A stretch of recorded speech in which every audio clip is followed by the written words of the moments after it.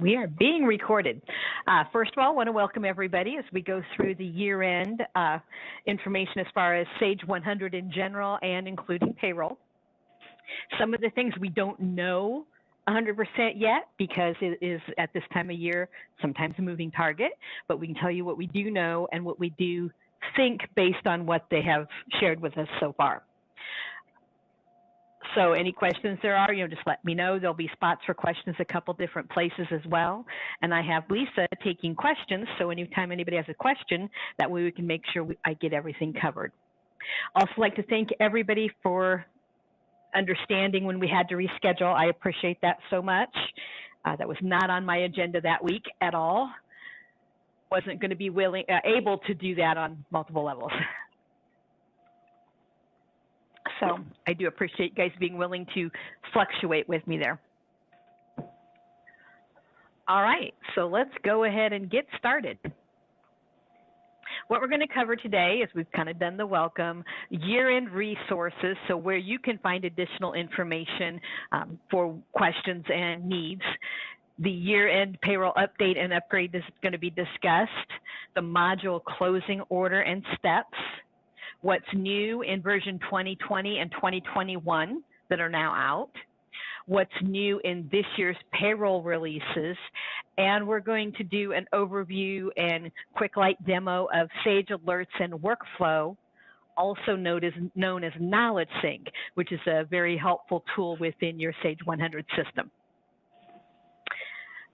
For those that don't know some of the stuff about us here over at Convergence Technologies, we do software and solutions. We do Sage 100, Sage Fixed Assets, Sage HRMS, Sage CRM, Sage Intacct is a new one we're adding to our repertoire. We do web designing, web integrations. We have a unit and warranty module. And we do customizations to programming. So we can customize your programming as you need it with either custom Office user-defined fields, some scripting, or full-blown custom programming. We have multiple tools in our arsenal for that. So if there's anything you're doing outside of your Sage system that is related to other information within Sage or just something that somebody's doing multiple spreadsheets on, we can incorporate it into Sage, even if it doesn't necessarily have anything to do with anything else within Sage. But just to give it one database, one point of entry, one point of reporting, also helps with backups because your Sage should be being backed up on your server. So there's an extra layer of disaster recovery versus somebody doing Excels and files that, could get destroyed in a fire or a catastrophe. And some of your year-end resources include the Social Security Administration, the IRS website, and your tax accountant. Denise had recently gone through a CPE course for her CPA license. And one of the things they were stressing is the IRS has determined that there's a lot of people not doing 1099s that they should be, or not doing them completely, not getting them in on time. So they were really stressing that. So we wanted to stress, make sure you talk to your tax accountant about whom you should be for sure doing 1099, the different kind of 1099s do. And we'll cover a little bit about that. Mainly, you guys deal with possibly miscellaneous, and then the newer from last year, NEC. According to the Social Security website, the filings for Social Security Administration must be done by February 1st. And I just kind of did a screenshot there of the website. If you're doing them through the Atrix filings, they take care of the filings when you record them. There's still a few of you doing some of the other electronic media means, and then once that file is created, you log in and you do your upload on the Social Security website and the state website. Now, there are some changes in who has to file electronically for the Social Security Administration. In 2020, so for next year, if you have 100 or more W-2s, you will now have to file them electronically. Before it was 250. Now note, in 2023, they've lowered the limit even to 10. So by 2023, pretty much everybody's going to have to file electronically instead of mailing them in. If you still mailed them in, then you would have potential penalties. Okay, so kind of keep that in mind coming down the road. Now, one of the other things on the Social Security website is it says, hey, we have a new offering for uploading. Well, we read through this and went, well, it's not really new. It's got some streamlining and providing some real-time feedback now. You used to have to, when you uploaded a file, you had to wait till you got notified on if it was accepted or not, and then if it wasn't, then get some information about why it wasn't accepted, we'd had to tweak it, and then you'd have to re-upload it. Now, this year, they're supposed to have real-time where you get the receipt right away to know if it was successful or if you had errors. So that should speed things up for everybody. So it's a little misleading. It says it's a new way, and it's like, not really. It's an enhanced way, but not a new way. Also, for this next year, the Social Security wage limit is going up. It's currently $142,800, and it's going to go up to $147,000. That will all happen if you have the payroll module during the year-end payroll update. And any other tax rate changes will go in with that as well. I don't know if anybody used the deferred tax last year, where you got to defer the Social Security taxes and have to pay them now in this year. If anybody did, most of the people I talked to said nope, because what if they leave? And a lot of that has happened. They didn't want to be stuck with them. So, but this is a snippet if you guys, anybody did that, on how you will be filing that, some information on that. Okay. On the year-end 99 filing information, one thing to note is even if you were printing your forms through the Atrix, make sure when you get your red paper copies for the IRS, because they're not allowed on white yet, that is now a 3 per page red form. Before there were 2 on a page when it printed. Now you have to make sure it's got 3 on a page. The AvaTax information will print it as 3, but if you don't have the forms to match that, it's not going to work for mailing them in. Also check with your tax accountant again to make sure you're reporting your 1099s correctly. This at the bottom is the reason why last year they went back to the NEC for non-employee compensation forms, is because that one is due filed for January 31st. So in the recipient's hands and filed by January 31st. The miscellaneous forms, they actually give you a little more time to do the filing for February 28th. They still are supposed to be in their hands by January 31st, but you don't have to file them. Now, most people go, you know what, I'm doing them now, I'm not doing them 2 different times, and they file them both by the January 31st. But you just need to know you do have a little more time if you're still doing any recordings on some of the plain miscellaneous. And the reason they spread that out is because not as many people do a miscellaneous as do a non-employee compensation. Okay. In Sage City, which is one of the Sage websites you all have access to, and we have access to, there's the address on that link, so you'll get that in the documentation and the PowerPoint as well. But it goes through, and there's literally a whole section for Sage 100 year end. So when you get logged in, you'll see frequently asked questions, you have checklists, there's information about training, updates, there's a lot of resources on this page. This is one of them. This is the payroll quarter year-end flowchart for the processing. Okay, so as part of this is one of the things we're going to reference. Oh, I forgot. I forgot to reference my notes. There is in the documentation I sent you an S4. There's 2 S4 starting names. Those are the draft of the 1099 instructions and the draft of the Circular E Publication 15. Those are drafts. The IRS had not, as of the end of last week at least, posted anything new for finals. So those are draft copies. So when I see that things like that have gone out on the website, I will email everybody to let them know, hey, check the IRS because these are now final copies. But the S12_1 document is the checklist. So it's a checklist that was found in Sage, so that you would have gotten. So it's not as complete, I will say. It's got some different references, but it's not as complete as the one on the screenshot as far as steps. Document 2, S12_2, is a document from the knowledge base on how to reconcile your tax forms.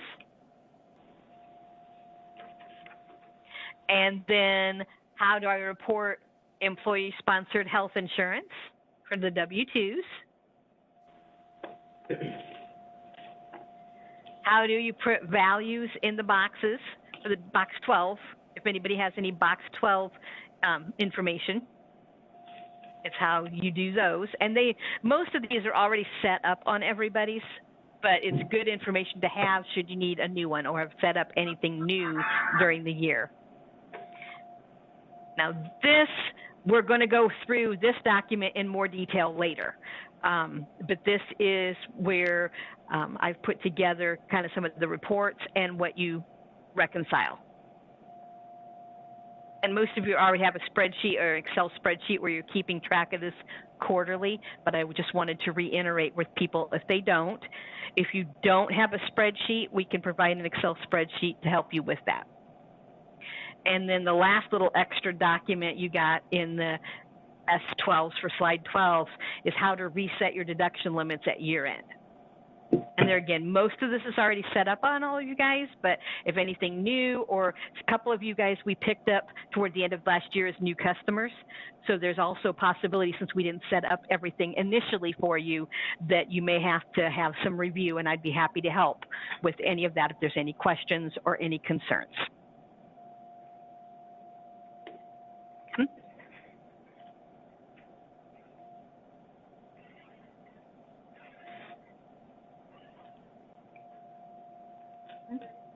All right. Now, if anybody files their ACA information, the Affordable Care Act information, the 1094s or 1095s, if that helps with that acronym, there's also details on that year-end site. And then the S13 document is also then one from the help on how to set up that information. Okay. And so it looks, it looks daunting, but if you've already done it, you know your way around it. And if you haven't, I can walk you through it.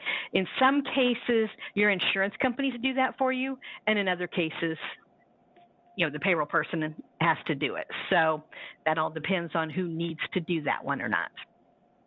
Now, also one thing I do want to point out, this other S13 document 2 is in the newer version when we went to everything toward the end of I think it started last year's. If you do have to do the ACA employer maintenance, when you get ready to generate things, you have to make sure it does have the right form. So even picking your calendar year at the top, if you have to have the right form and the year again at the bottom. Our normal process is if you pick it up here at the calendar year, everything else should flow. It has been having issues that it doesn't always know that 2021, you really mean 2021 down here at the bottom. And are you doing the C form or the B form? So just make sure when you're getting ready to do that, if you are processing that in Sage 100, that you have that information.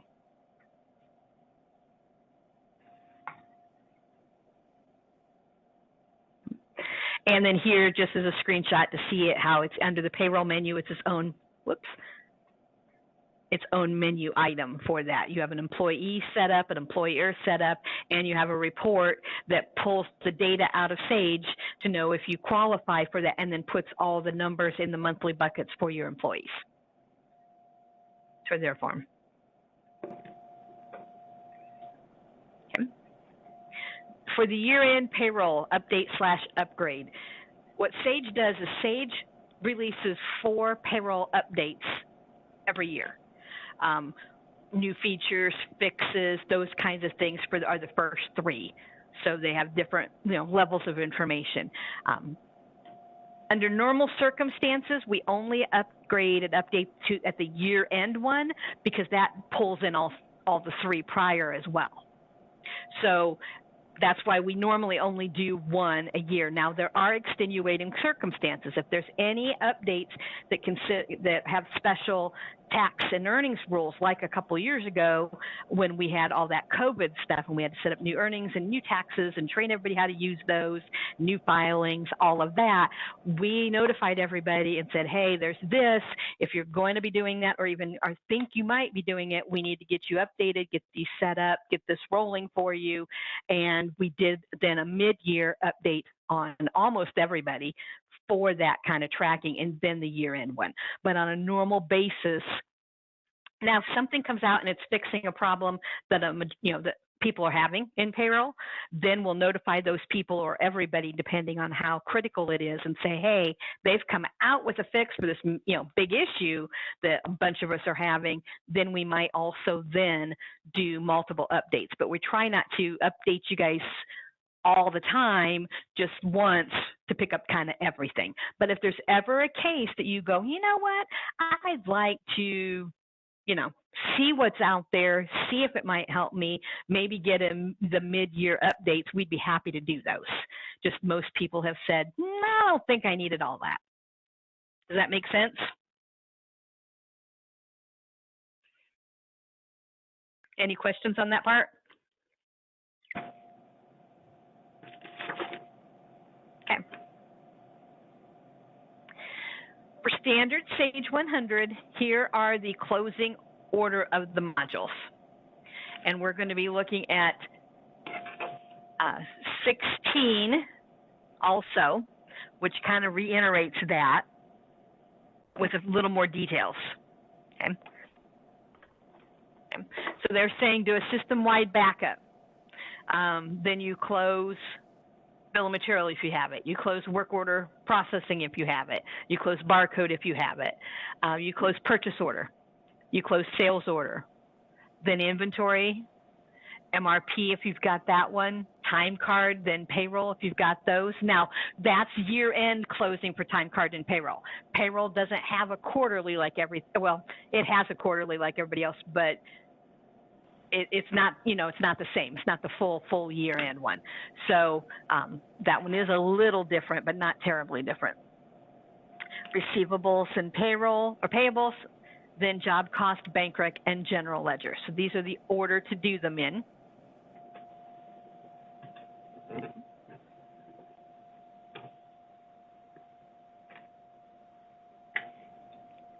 Okay. Now we're going to review the full period and processing for everything except payroll yet.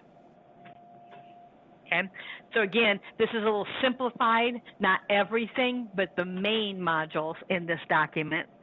And in bill of material, you verify and make sure production and disassembly entries are done and updated, and the daily transaction register is updated. In work order, you make sure that there's nothing in the transaction entry, and you review and make sure if anything needs to be updated there. Purchase order module, again, make sure that nothing's in data entry and everything's updated and the registers. And if you want the open purchase order report created as a PDF to know what was open at the month end, and then you will perform period end processing, and you have some other select reports you can choose to print, and there again they can go automatically to PDF, so you have them without having the physical paper. Sales order is pretty much the same thing as purchase order. Make sure there's all your data entry is done. if you want to print your open sales order report and then perform period end and potential reports. Inventory gets a little busier. So in inventory, you do make sure that everything's posted and updated for inventory transactions and daily transactions.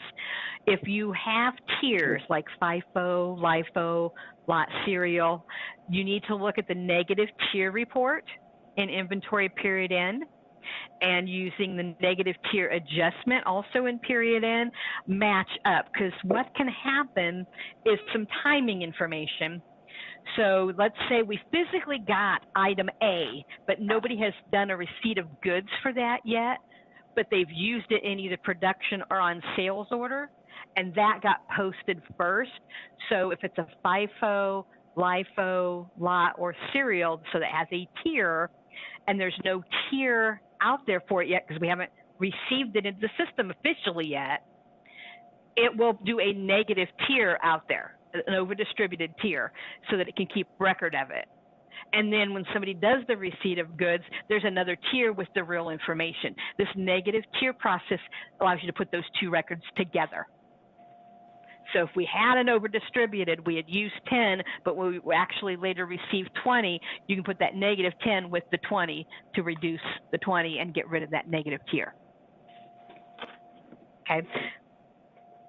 If you do physical count during either each of your period ends, or some people just do it, during year end, then, however it's appropriate for your company, you would freeze. You would export if you want tag information, or you can do count entry, or you can just do the regular data entry, and then you do your register review, you validate it, and you update it. Now, there's a complete document on physical counts, so if you need that kind of information and those details, let us know, because we've got multiple people doing it different ways. We have some people that enter it through the regular physical count data entry. We have some people that do count cards. We have some people that have it exported into Excel and they do their data entry in Excel. And then when they're ready, we re-import that using Visual Integrator into the account entry. So there's multiple ways to do the same thing, and we've got documentation with the different steps. If you're using bill of material, here's usually where you would do the cost roll-up register.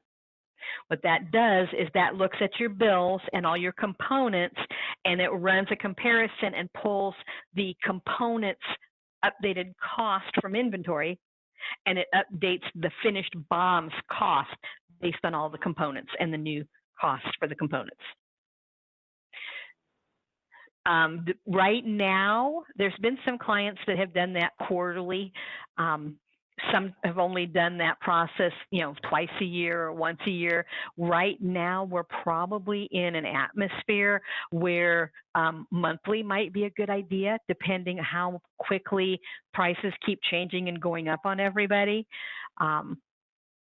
So that's going to be up to your business needs for how closely you have your costs updated with continually changing costs.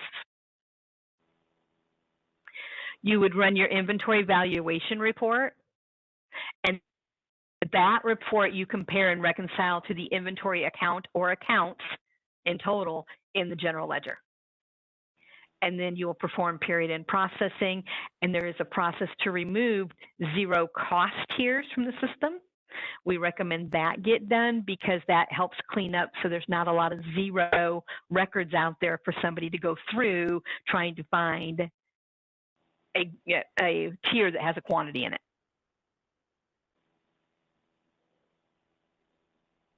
In accounts receivable, you make sure your invoices and cash receipts are all updated and posted. You will print the customer statements if you are doing that.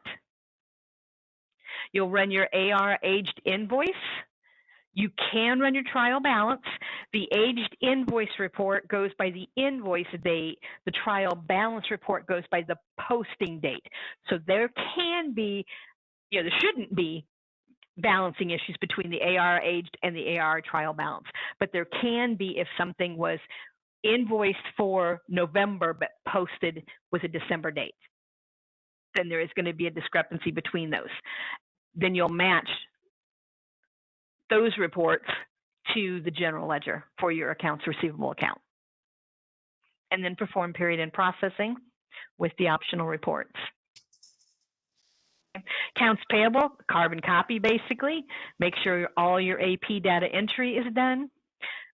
Aged invoice and trial balance for accounts payable, and reconcile that to the accounts payable account or accounts in general ledger, and perform period end. On the general ledger side then, this gets a little bit bigger because we all know that when people are doing data entry, you get some people who, when they get the automatic pop-up that says, do you want to run the daily transaction register? Some people say, nope, and go on. Or some people don't have the security access and are never asked that question, depending on the setup. What happens with those is they still sit out there, but they can't see them from the sub-module any longer.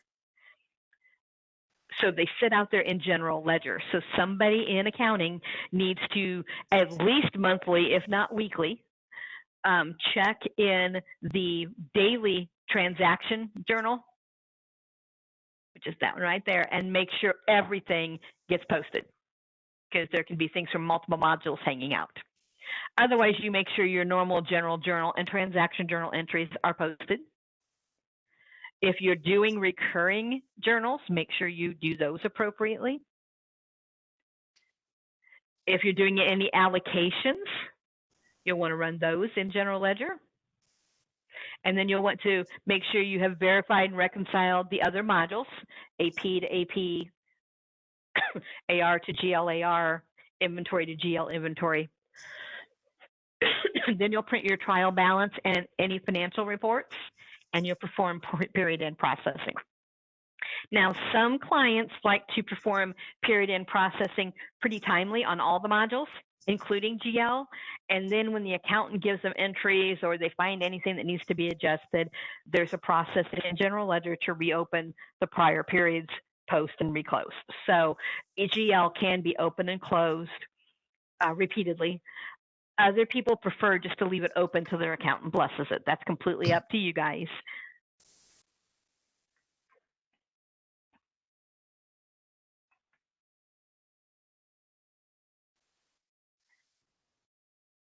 Okay. And then the next document is, that I said we'd go through, is the period end processing for payroll. Obviously, when you're done with your last payroll for the quarter or the year, one of the first things we always say to do, which is actually not, this is reconciliation more than anything else, but back in the old days, we always made a backup company. So we created a copy company for each of the live companies after the last payroll. And back in the day, we processed W-2s out of that P21 company that we set up. That can still be done, but now in the newer payroll, we can actually process W-2s in the live company while still going on and processing payroll in the new year. But we always say still make that history company for payroll, GL, all of it if possible, but payroll, GL, and AP specifically. So then you have a historic company for tax purposes. It doesn't hurt a thing, and they don't take up a whole lot of space normally. Okay, so the following reports at a minimum should be used to assist you with reconciling. The employee expense summary that is printed after each payroll. That's for reference and making sure, because you'd have to add those all up to make sure you've got the right information. But the other one, the quarterly tax report, when you print that, that produces the summary of the employee's wages and tax information for the current year and quarter for each tax account. And that report will help reconcile the 941 form and any quarterly governmental forms.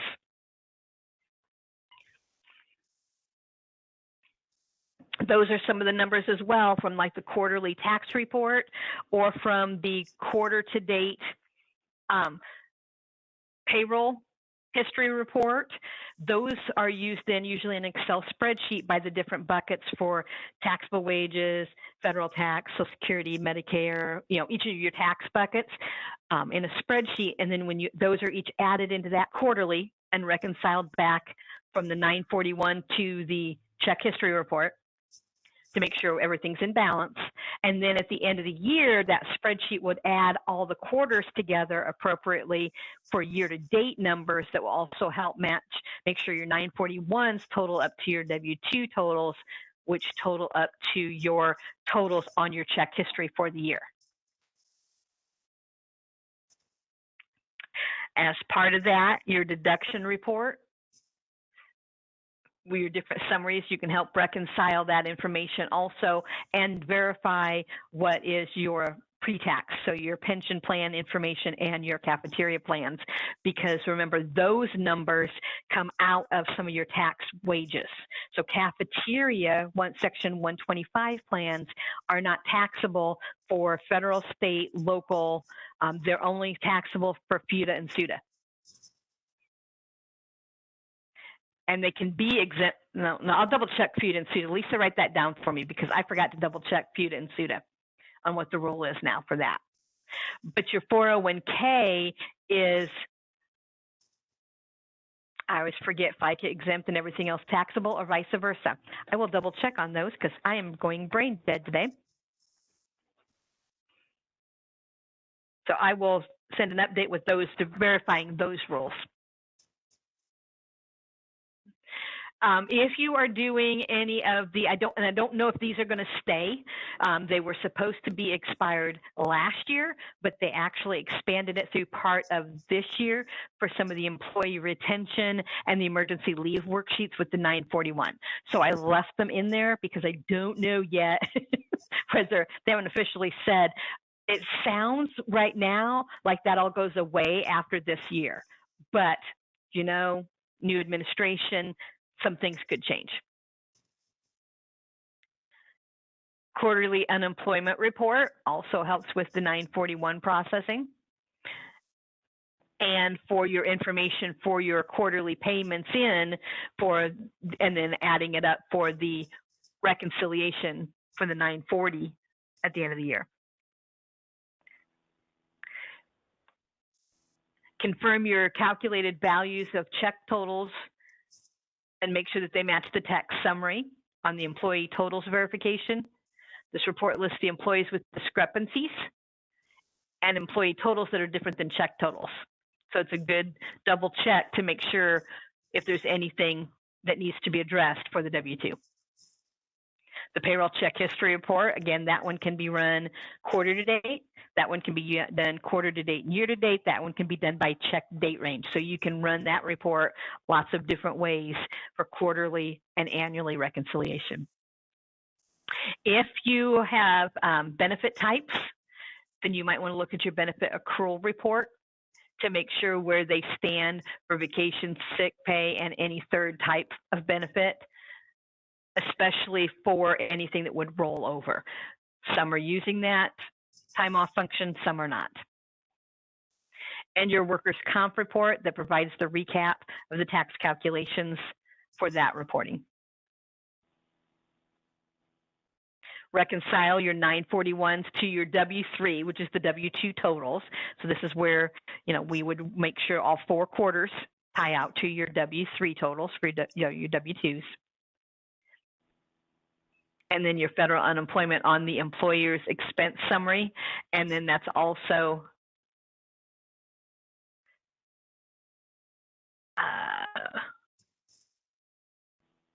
the quarterly unemployment report will help with that too. And there again, I think everybody's doing this, but it's always good just to freshen up and make sure we're all on the same page. Are there any questions so far? It's a lot of information in a hurry.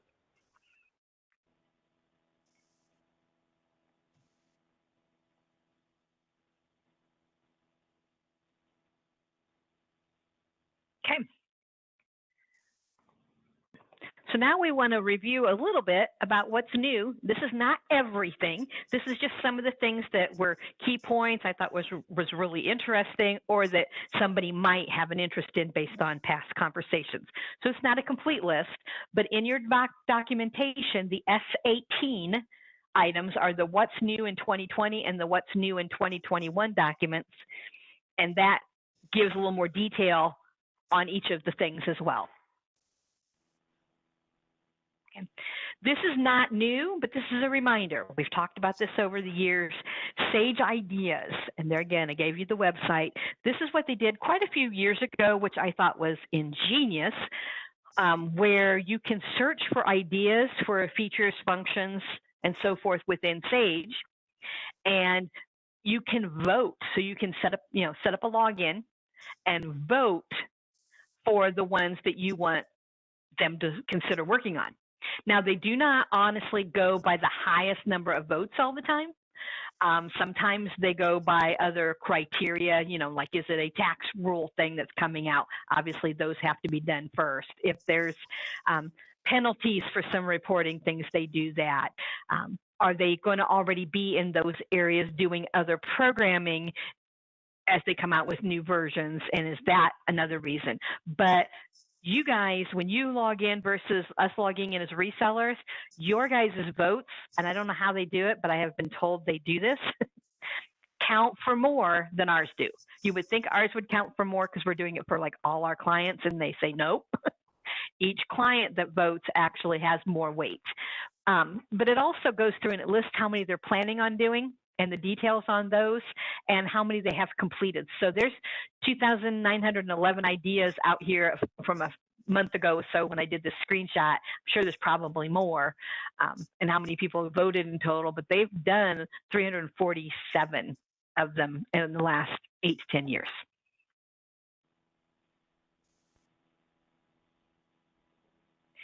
Some of the new features and functions that they've expanded in customer maintenance, lots of the fields, because it's supporting international addresses now. So address fields are longer, zip code, phone numbers. I mean, they made a lot of the screens longer in the ship to and the customer maintenance. Now, one of the things that's going to do as we start upgrading people is customer maintenance is sometimes a place where a lot of companies have user-defined fields. So what we will be having to do on some of that is moving things around, because obviously when they made their fields longer, it can cover custom office fields that have been put on. So we will be doing those cleanups and moving things around during upgrades. There has now been a payments tab added to the invoice history inquiry. So when you invoice history inquiry, you can now see the payments made to that invoice. Right now in invoice history inquiry, you see the invoice, that's it. You have a button to see the sales order, if it was from a sales order, but that's all. Now there's another tab so you can actually see the payments instead of going then back over to the customer to find that invoice to see the transactions. So that'll save some time. Some people have run into the lovely thing that happens once in a while when you're doing cash receipts and accounts receivable, and something happened with the power, or you went, oops, something's not right, and you bailed on one of those. Sometimes when that happens, the paid today flag doesn't get reset when you remove an entry. And so it won't allow you then to go back in and select that invoice or those few invoices you were doing before it, when it didn't reset. So there is a utility that it's file run ARW AR4 that you have to have everybody out of accounts receivable, or we have to get in and edit the raw data for those invoices or invoice and set that flag back to no. So everybody know, some of you have had that. They have a new utility that they are releasing in these new versions where they created this program and we can add it to the scheduled tasks. So we can automatically rebuild those at noon every day if you want, or at, every morning first thing, or every night while everybody's gone. So if that continues to be an issue, not just a random issue, now we can schedule that utility to run. Now, it's still not going to be 100% if something happened, after it had run, but the next day it would be refreshed again. So I thought those were some nice features. You can now pick your map services. So when you're in Sage, you have the little maps button, and now you can pick which service you want to use if you want to use a different service. There's now encryption available for inactive vendors and customers, so that if they're inactive, you can set a setting that it would encrypt their data so people can't get in and see address, phone number, the personal data kind of information on the screens anymore if they're inactive.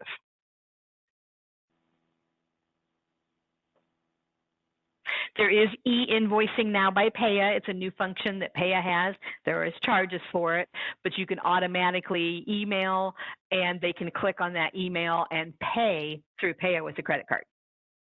It's such a new, we don't even have much information on that one yet, but it might be a new service, especially if you have people that you're always calling to try to have pay by a credit card. That might be something that's worth looking at to see if it's helpful for that situation and cost effective for you. So if it's something you might be interested in, let us know. One of the other new features, which is going to be really nice, is you can now apply multiple purchase orders to the same receipt of goods or receipt of invoice entry.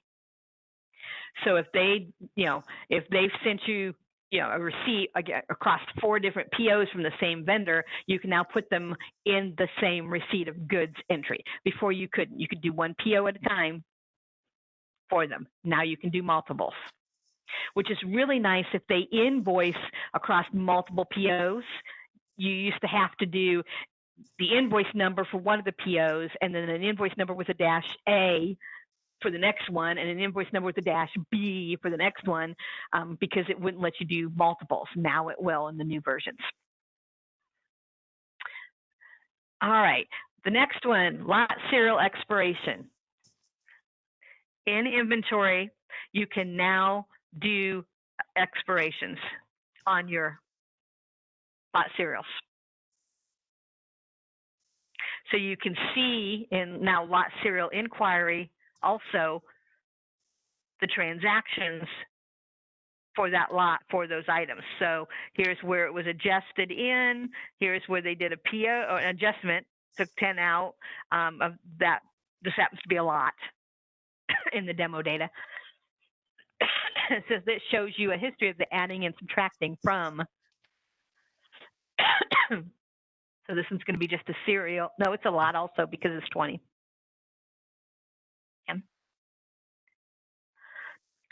Pardon me, I'm starting to get a dry throat. There's a new report for lot serial expirations.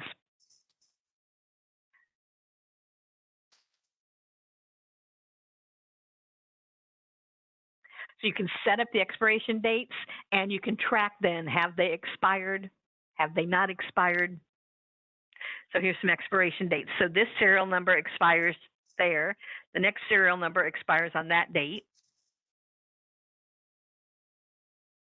Of course, these are way out in the future in the demo data. But now you have the ability to enter and track expiration dates for your lots and serials. You can now automatically reverse and a complete AP check run. There's a utility for that. So if the checks all got run on checks backwards or on plain paper instead of the checks, or you had printed them and updated them and then coffee got spilled over everything, instead of going back in accounts payable and voiding each one of those manually and reissuing it, there's now a utility for that. There are new options for retaining AR and AP paid invoices. Right now in your current systems, it's days. So the max we can go is 999 days to keep paid invoices. It keeps the other information, but it doesn't keep the paid invoice file. Now they have changed that in the new versions to where it's months instead. So you can go 99 months if you want to.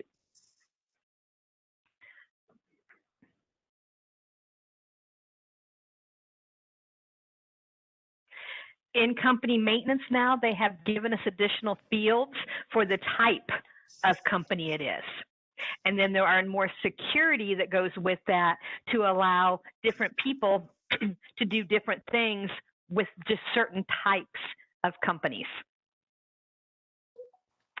So, for example, this is a demo company. So you can set somebody up whether they can have access to a demo company, whether they're allowed to copy over a demo company. The same with live. So your options are a live company, an archive company, a demo company, or a test company. And then, like I said, the security can be, so if you don't want anybody to write over your, archive copies, and people are in making copies for different things, especially on bigger companies. You've got different people making new copies and refreshing data over other companies for testing purposes. In that case, you might want the majority of the people only to have access to overriding test companies only. So it's just another layer of security and being able to track who has access to what kinds and types of companies. Another new function is when you copy.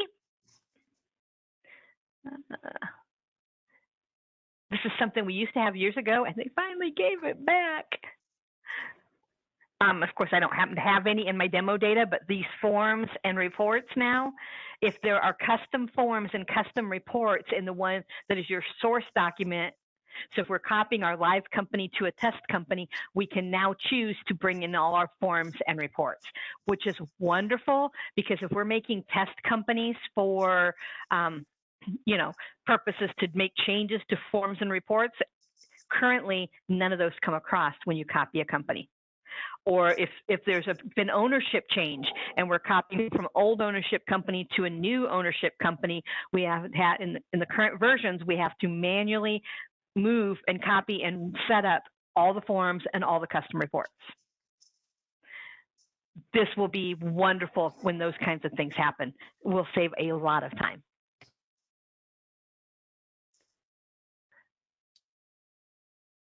Okay. There's also now a DBA name, doing business as name, and address fields in vendors for the 1099 forms.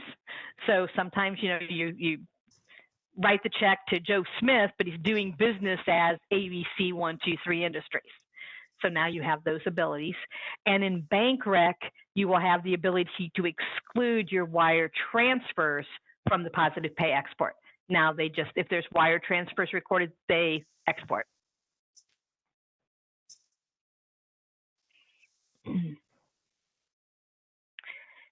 Another one we're all real excited about is Paperless Office. They are now giving us what we have asked for years, and that is some electronic delivery logging, which means now you'll have the ability to see who got sent what when, not just having what we've done as a workaround is we have somebody from your company suggesting that they set up as a recipient also, so they at least know when they went out and that this is what they were. But this will give us actual electronic delivery logging, which is huge. They have also added a new purchases clearing from history report. So unlike the normal one that is on your period end module and you run only at period end, this one will give you the same information, but you can reconcile purchases clearing at any time, not just month end. The receipt of invoice lines will now show the quantities in Sage. This is another big one that I'm really happy about. You know how when you do a receipt of invoice, you put in the quantities, but when it's once it's posted, it only shows totals on the total tab. It doesn't show you each of the quantities you invoiced. And it's a real pain to find that out. I mean, we have to, it's ugly. They are going to now put the quantities for each of the lines in history. So excited. Sales order, you can now suppress the prompts that ask if you want the extra daily reports. So do you want to run your, you do your sales register, and there's a couple different prompts on a couple of the different reports, depending on what you have your options set on. You can now suppress those prompts, and it'll just automatically print them. If they're set, they're going to print. Another new feature that I didn't put on here is now in the new versions, you can also automatically update the DTRs, the daily transaction registers, in the submodules. So in role settings, or setup options, I don't remember which place, you can set it up so that any of the submodules, so the thing we always have happen that, or often have happen where they say no to the daily transaction in the subjournal, and then accounting has to update it from the GL side, you can change the settings so it just automatically PDFs and updates it, because there's no change to it at that point anyway. So that'll start helping some things too. And Visual Integrator, which some of you guys use that. A lot of people have us do those, but either way, there's some new options, including logs. So now we have the ability to reuse the existing log file or create new ones each time as an archive. So those jobs, some of you guys have had imports before that run, you run multiple times a day. We can only look at the last log file currently. We'll have the ability to find out what happened, what errors there were, why something didn't import on those jobs that get run multiple times.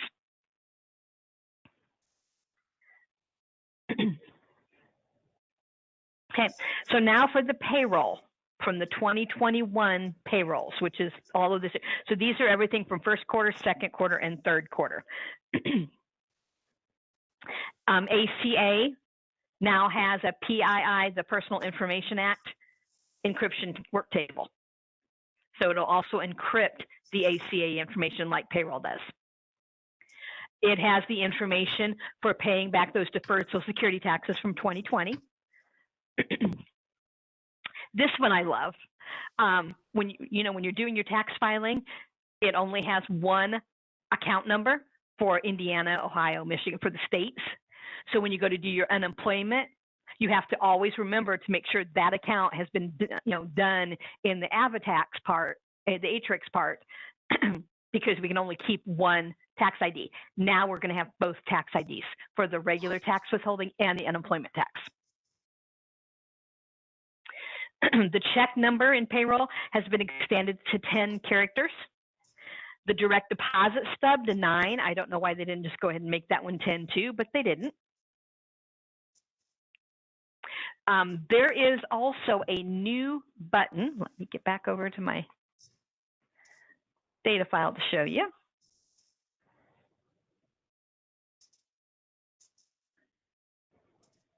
All right, why are you?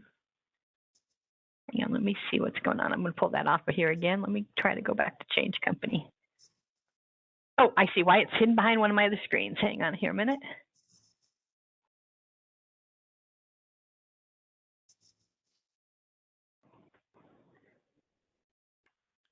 All right, there we go.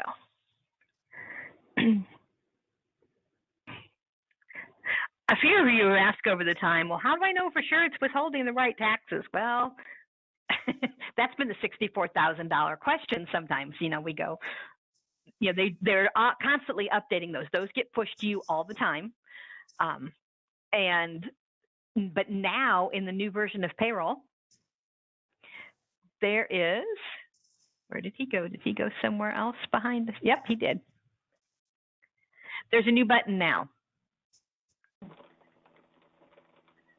Rates and limits on your tax profile maintenance that goes through. And of course, everything's popping to another screen. And it shows you all the different breakdowns for that profile of the rates and the limits, if there's any, and so forth. So that way you know for sure what the rate is, if there's a new limit. It's especially helpful, I know, in the local taxes. But there have been other times that people have wanted to know and verify that. Now we have that ability to verify that it is what it should be and that we have a comfort level with it.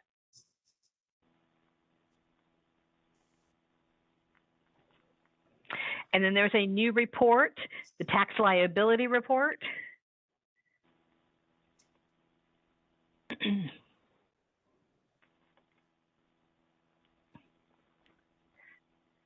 That you can do by check date range or year to date, quarter to date. And I don't remember what year we've got on this, so I'm going to go through that just to make sure what my demo data is set on.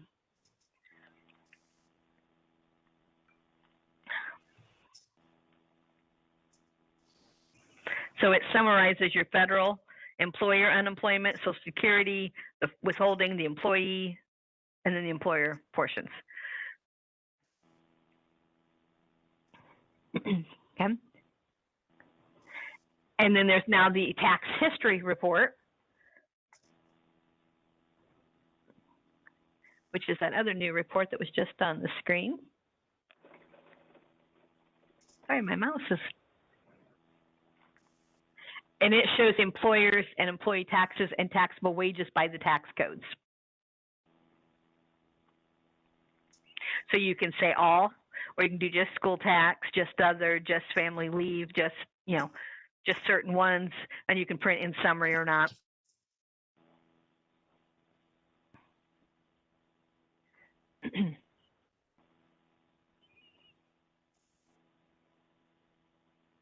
So this is the tax and the calculated tax, and if there's a variance.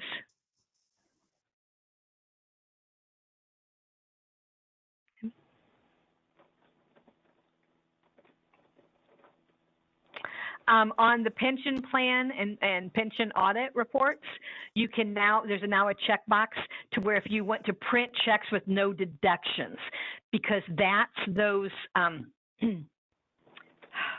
sorry, it has just escaped me. Our annual where we have to, show that we're not lopsided in that. Standardly, what they had been doing is they were not including earnings if there was no deduction withheld. Now with that checkbox, you can rerun those reports or run those reports to include checks that didn't have a deduction, but you need for the annual wages.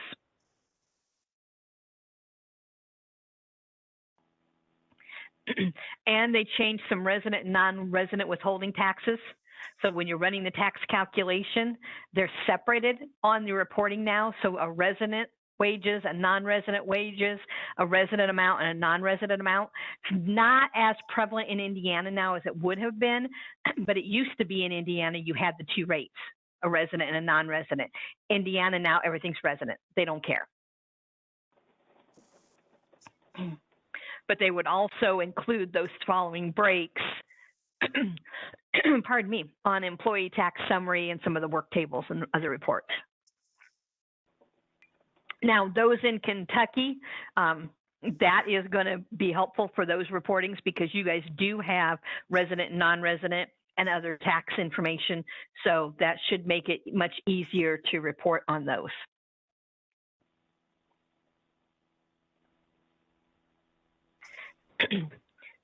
Here's some information on the minimum required versions to process year end for this year.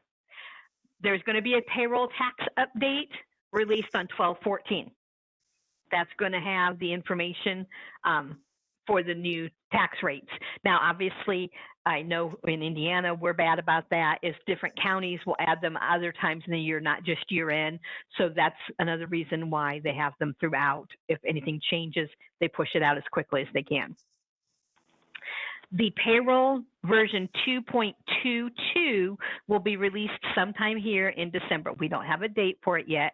That's going to be the year-end one that has any other tax form changes, tax rule changes, any additional fields. We don't know exactly yet, haven't been given anything yet on exactly what that one's going to entail. As of right this minute, you have to be on for sure on payroll 2.21.3 with a hot fix for the 941.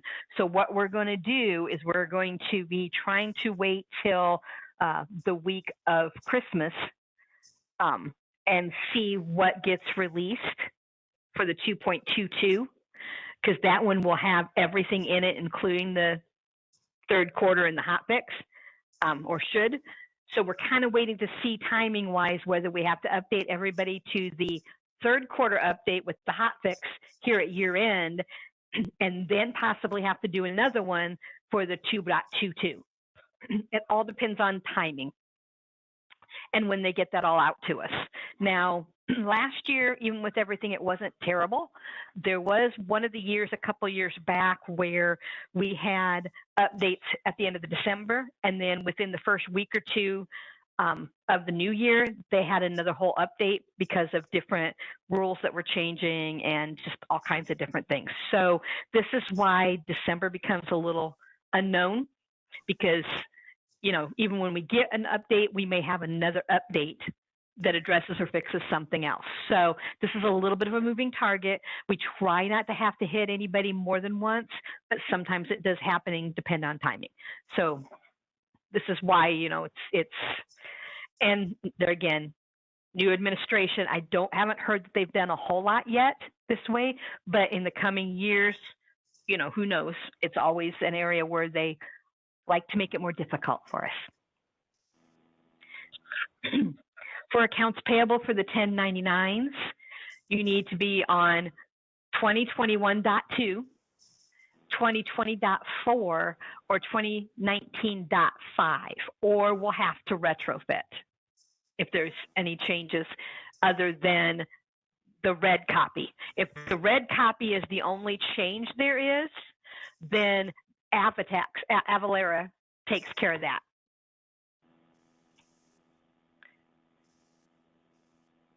And they'll be doing their release before the December 20th for getting on there and getting all those new form updates.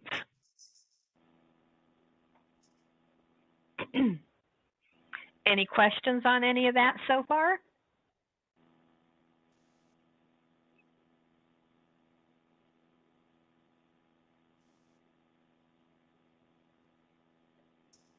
All right. Well, the next thing we're going to do is we're going to talk a little bit about Sage Alerts and Workflow, also known as Knowledge Sync. The version 10, some people are already using that, but the version 10 is on a SQL platform now, and it's a single point of access. And I'll go over some of that, and has a new look and feel. So when you first log in, and you're going to see some of this, just a couple little screenshots. So we're going to do a little bit of a demo here of Sage Alerts and Workflow. Now, the first thing before I do the demo, one of the documents you got, which is S27, Knowledge Sync Ideas, we put together, oh, there we go, found that one. We put together a list, a little bit of a list of some of the things that some of the clients have had us doing already, or some other thoughts we had. So we have, for example, accounts receivable and accounts payable credit limits from AR and AP invoice history, where we have it monitoring and looking for any credit memos that were put in, and it sends out a detail email with certain fields on it to the appropriate subscribers, notifying them that this credit memo for this customer for this total, whatever, some want the items listed too. But then that way somebody's knowing and monitoring who's doing credit memos. Are they valid credit memos, or do we have somebody trying to do something sneaky? Average cost and inventory totaling review. We have a customer that has a third-party app that corporate has them, it grabs the data each night, and it does other dashboard and reporting stuff from not only the Sage 100 software, but other softwares within the corporate environment, because they have multiple locations. Well, in inventory, the average cost and total inventory value can go off when there's been some unit of measure issues, some costing issues over time. In Sage, we don't care because we're not usually using the average valuation, so those fields mean nothing to any of us. So they're off, we don't care, we don't use them. But in this reporting tool, they use that information to pull in data for this reporting, and sometimes those numbers got really large. So their reporting process would blow up. What we did is we set up an alert that runs and monitors if there's any really odd, large cost or inventory values. So really large, long numbers in there. And then we get notified if any of those show up, so we can go in and fix them before they pull the data the next morning. Salesperson reports. We have multiple ones set up to pull report data out of Sage automatically. And then it emails the report, and it breaks the report by salesperson. So we have a report, salesperson, all the sales by salesperson for a week, and the one report runs, but when it sends out the alert, it breaks it for each salesperson. They only get their portion of the report. And they used to run this and manually hand it out or manually email it. So they'd have to run the report, and then they'd have to scan it in, Joe's pages, Dawn's pages, Pete's pages, and manually send it. Now it's all done automatically. Saves them tons of time. Customer audit changes and customer audit new customer setup. Somebody higher up in the company gets notifications whenever somebody changes certain customer fields or adds a new customer. General ledger postings that are only over a certain dollar amount. The accountant gets those. Inventory journals that are greater than a certain dollar amount. Inventory usage report. There's a monthly report that instead of them running manually, we have it running the last day of the month and emailing out the results. Some user-defined fields at a client, they have to track their vendors' ISO certifications. So they're not only the certification numbers, but their dates. So we've added a couple user-defined fields. Then we have a knowledge sync that is running that is telling them if anybody is expiring in the next 31 days, so they can notify them. POs that are past due. We have a couple versions of that one. One, we notify internally if they're past due in general, and some details on that. Others, an internal one looking at more information, and another one is they actually send it out to their vendors. So if they are past due by more than 5 days, they get an alert saying this PO, these items are past due. Some are doing alerts looking at receipt history and seeing what returns were done. Some are doing alerts based on POs that are entered. So one client, the purchase order entry staff, if they're over $10,000, the manager and the accountant get a notification when anybody puts a big one in. And it includes the PDF that was created for that purchase order. And then they open it in Adobe, they sign off or put questions on it, then they resend it back to the purchase person. So they have an audit trail in PDF form of that it was in, that it was approved, and then it went back. So they're tracking all of that with the help of Knowledge Sync. And then there's even another one, the head of the purchasing department, his dollar amount's higher. So he has his own alert.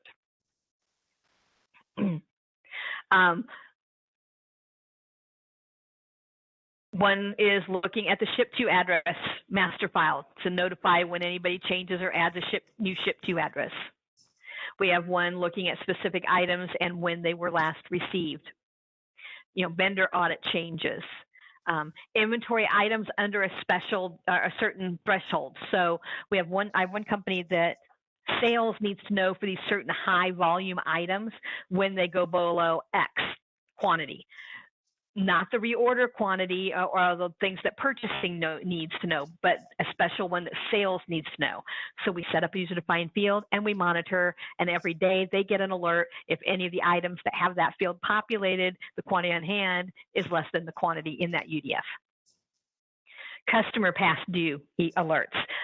We've done multiple of those, when they're coming due, they get certain wording and an automatic alert. If they're more than 45 days past due, they get a little more strongly worded one. They're 60 days past due, a little stronger worded, so there's different levels in wording depending on how far past due your customer is. Monitoring the reorder points and sending an email on the regular reorder points when they're within 5 of that reorder point. Orders on hold. We've got a client that puts orders on hold, takes them off hold quite a bit. There is a process that notifies every time one is put on hold. So some other thoughts of areas that it might be helpful. Are there any custom reports or even standard Sage reports that you're running manually all the time that could be automated? Do you need to look at sales for the last week or the last month or, anything you can think of. If there's any reports that you're running manually or somebody's running manually all the time, can they be automated and put on a schedule and then emailed out appropriately? Is there any other data you're monitoring or handling offline? So is somebody running reports to crunch numbers to, send to somebody? If somebody happened to write on a piece of paper and hand it over to somebody else when a customer needs something special or or a vendor has some kind of note. Those are things we can either or set up an alert for tracking or put in the fields in Sage to do. So just some thoughts on where you can use this.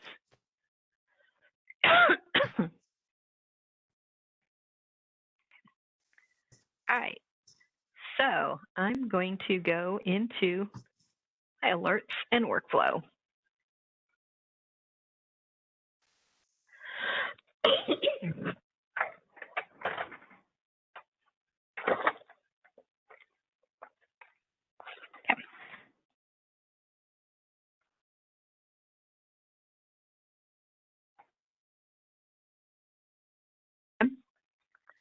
Now, if you have currently the older version of Knowledge Sync or Sage Alerts and Workflow, same product, you have, and you've done anything in them, there's multiple folders. There's an administrator folder.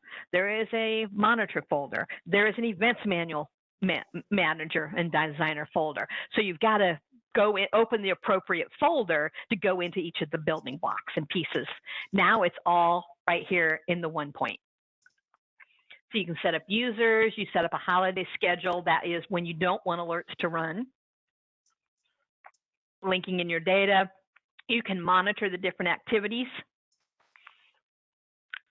and see what's scheduled. See information about your email deliveries, about any reports generated,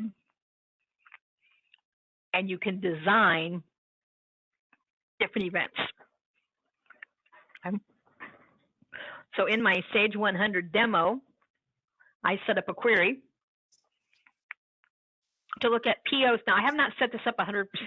I got the new version. I don't have it yet set to do the actual emails. But you'll get the gist of how we can build it. Email is a separate little tab, very easy to do. You go through and you name it. You pick the databases from Sage and the columns you want to use within Sage and the fields you want to use. You have to give it a unique key. Makes sense. So in purchase order, the key is just the purchase order number. Somewhere like invoice data entry, it would be the header and the sequence number. So we have to put that together. You link your databases together. You add your filters. And I don't know why it's struggling and trying to time out. And then, based on your criteria, you get your information. Then you take this query and you add it into an event to say, send the email. Here's how I want the email to look. Or here's the report that I want.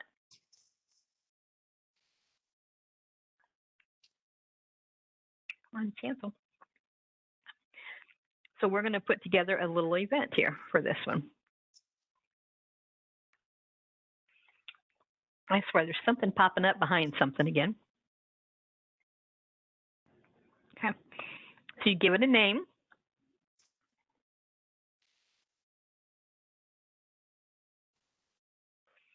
And a priority. Are you going to repeat the notification? Sometimes we want the notification repeated on. So if it's, sometimes we only want it once. You add it to a schedule. You determine if you want it every minute, every 5 minutes, once a day. You add the query or the report trigger.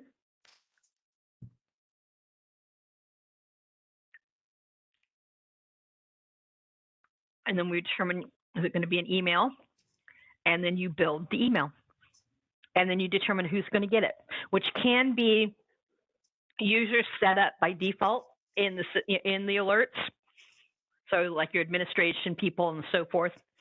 Or you can include it into emails that are the vendor email, a contact email, the salesperson's email, and so forth. So there is just a whole lot of power we can do in this to take some things that are being done all the time, reports or data-wise, and instead of somebody having to manually look through, manually watch it, they get notified based on the rules, and it just comes to them.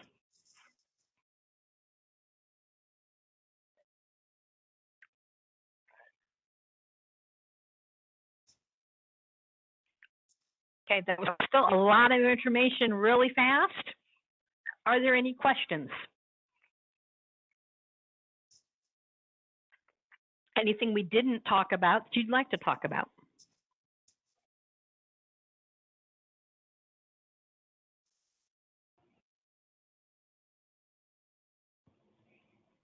I can't hear anybody, so I'm hoping everybody's not muted by accident.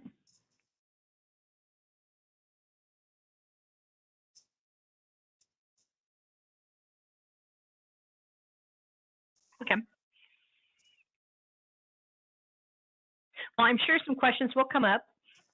And as we get through these last 3 weeks or so of the month, we'll be getting with everybody on timing of the updates for the payroll. Now, some of you also use us to help with processing W-2s or helping reconcile or edits, you know, if you guys find an issue that has to be edited in the files. So just let me know if you'd like to schedule something. If you need to, you know, not on a schedule, no problem. Just give us a holler.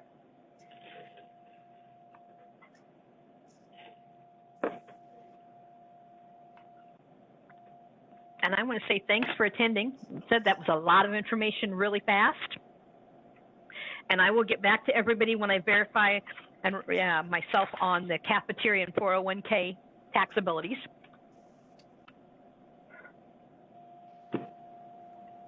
And then I will also email everyone the recording and the PowerPoint. And I'm sure somewhere along the line, other questions will come up. And that's what we're here for. Just let us know. Thank you, Dawn. You're welcome. All right. Thanks all. All right. Bye-bye. Bye.